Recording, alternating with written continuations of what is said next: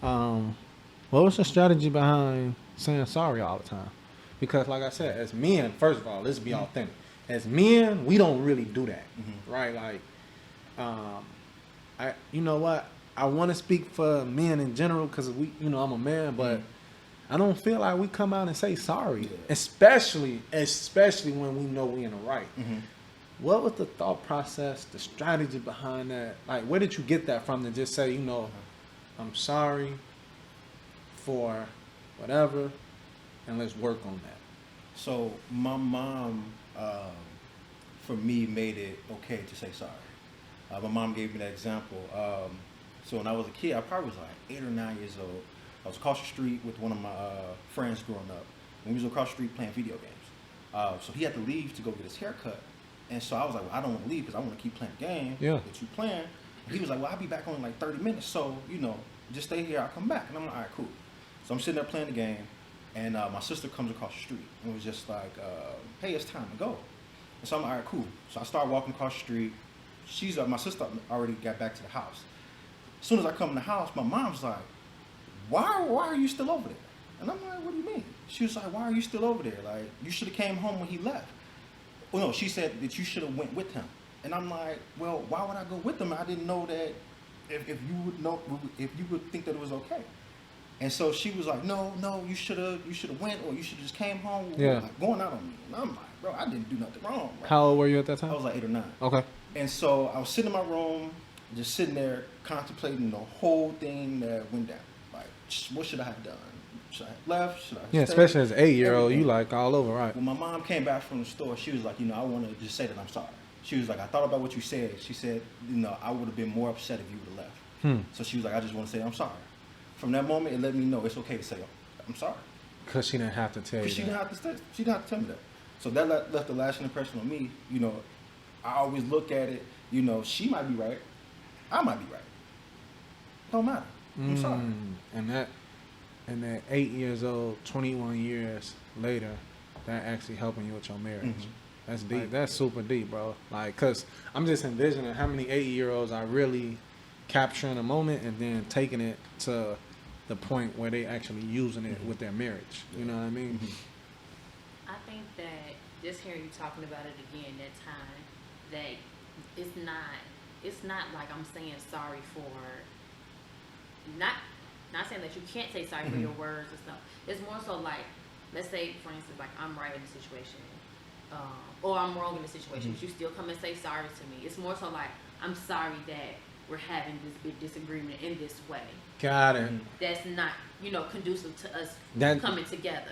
I think that's more so what you're doing. Like, I'm sorry that this event is occurring versus Got it. So that now, because typically, a lot of the time, like, especially if things like start to blow up, we start to raise our voice or something, and it don't need to go that way, and then we end it, and then you come back and you say, I'm sorry.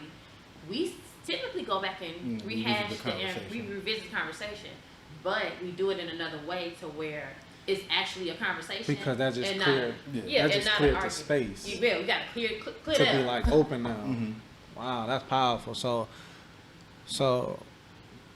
I would say it's okay to say sorry, right? Like they said, I'm just gonna use it for my relationship. I hope you use it for yours. Like it's okay to say sorry because the best thing that's coming after the sorry is resolutions, solutions. You be a little humble. Yeah. You say sorry, be a little humble. Something about it. And then you have that space. It kind of helps you remember. Like I don't know what year was this.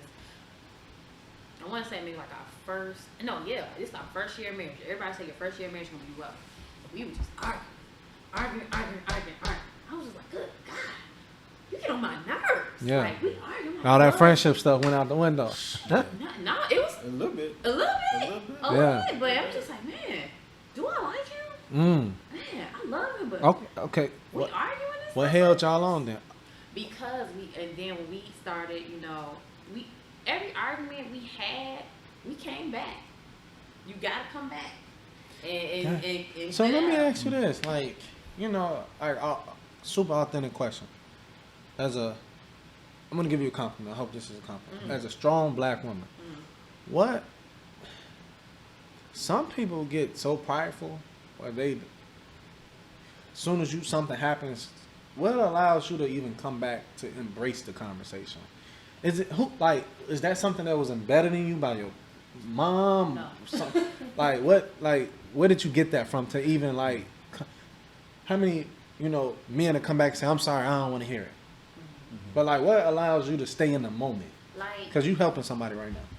first thing, I think a real, and I think we learned this from, I don't know, did we go on a retreat, one of the Married Life retreats, or we learned it somewhere. Pretty sure it was somewhere else. And it was just like, we are a team. We are teammates. And we're not mad at each other. We're mad at the situation. I think that was The Married Life retreat. yeah. Man.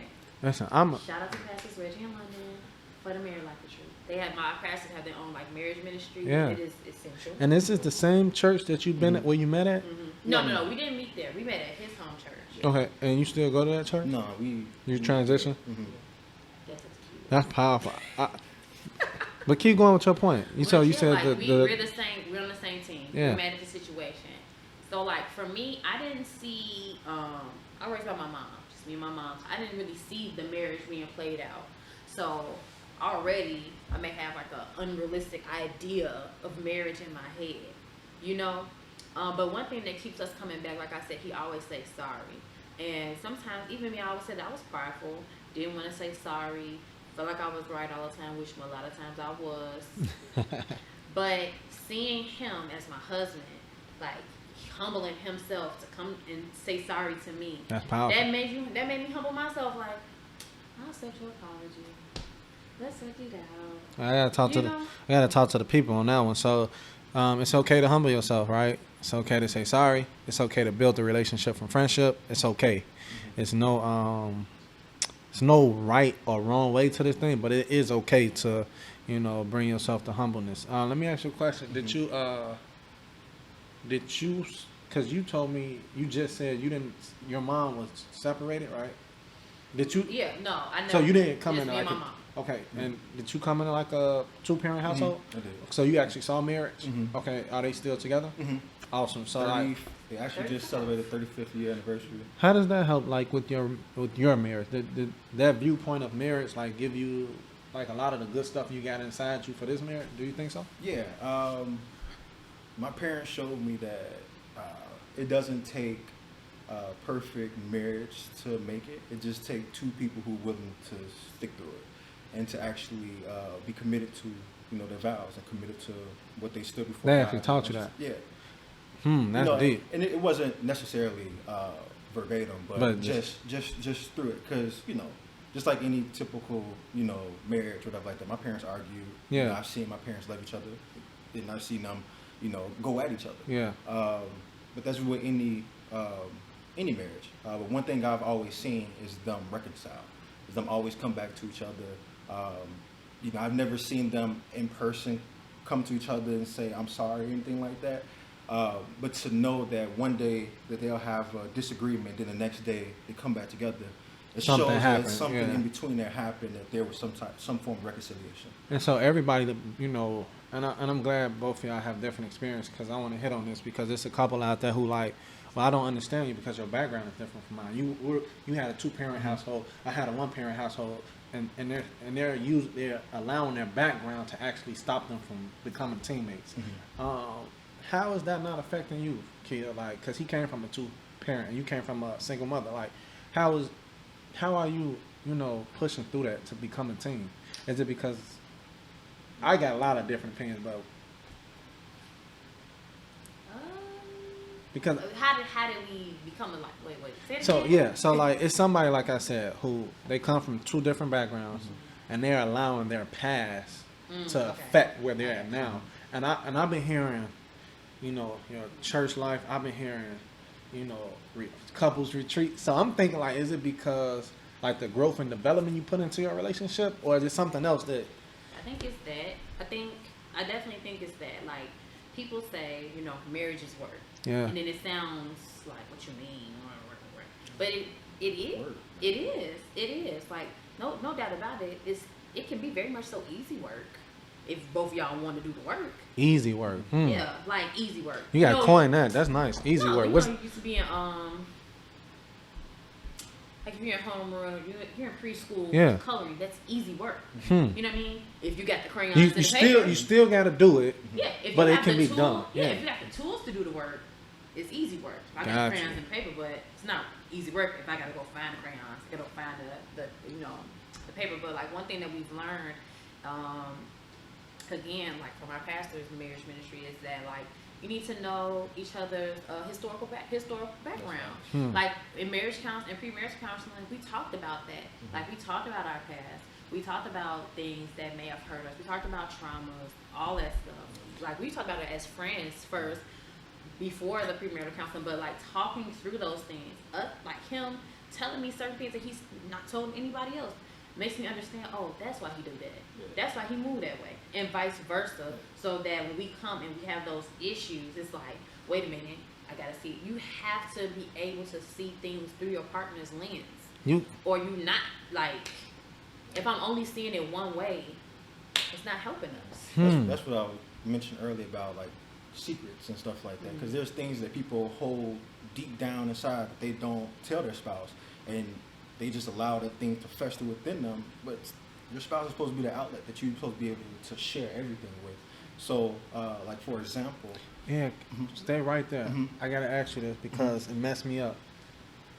I was told, and I feel like it hindered my relationship a little bit. Like in the beginning, that as a man, you keep some stuff to the side, away from your wife. Don't even tell her everything you got going on. Like you got a little bag over here, just to. You don't operate in that space, right? no, because the thing about it for me is,